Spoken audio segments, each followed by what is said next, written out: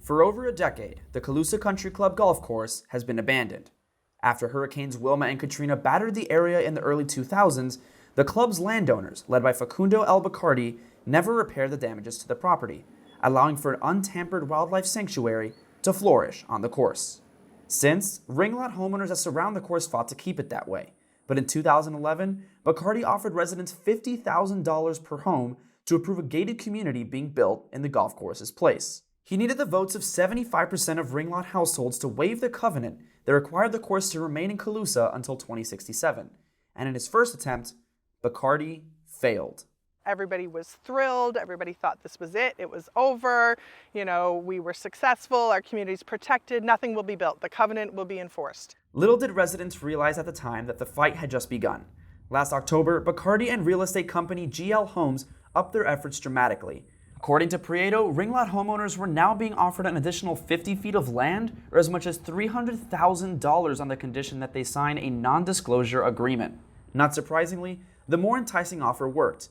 The landowners secured the approval of 123 out of 146 homes, far exceeding the amount needed to waive the covenant. It was heartbreaking because we feel strongly that the covenant was upheld in court, and if the community had just stuck together so that the developer wasn't able to get that 75%, that ultimately it would have been protected. Prieto spearheaded the Save Calusa movement and had the help of one wildlife expert who came to the defense of the animals. All of this stuff is connected to us. By protecting these things, we are protecting ourselves. You can buy attorneys, you can buy consultants, you can buy lobbyists. You cannot buy wildlife once it's dead. The Save Calusa movement is centered around preserving a habitat for threatened and endangered species, but more than just the animals will be affected by the construction. This is the Calusa neighborhood. Now, many of the homes behind me are going to lose their backyard views when construction begins in this property, but two homes are in line for more in their future.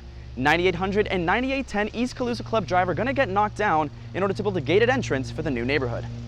If the site plan remains as is, Calusa will go from looking like this to this.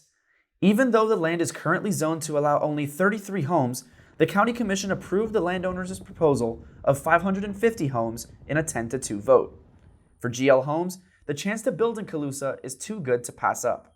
GL Homes Executive Vice President Dick Norwalk said, "This would be a wasted opportunity to decide this land should remain a vacant lot. We've done the work to plan responsibly for a beautiful community." After gaining approval from commissioners to build, the landowners have faced backlash from the Save Calusa movement, including protests and more than 5,000 op-eds and letters delivered to local government officials. Much of the concern has circled back to Calusa's wildlife, but Norwalk claims that the opposition talks about the golf course as if it's wilderness. It is not a real wildlife site, no matter how they want to paint it. It's private property and always has been. On November 27th, Miami-Dade County Mayor Daniela Levine Cava decided not to veto the commissioner's decision. She issued a memo claiming that her administration is committed to ensuring any endangered species have all possible protection, while also creating additional green spaces and minimizing impacts on traffic and quality of life. But for Prieto, McGill, and the rest of Save Calusa, their fight is still not over. The Save Calusa movement has made a huge statement. We may have lost this battle, but I think we are going to, in the end, win a war that it has to be won. Reporting for UMTV, I'm Daniel Toll.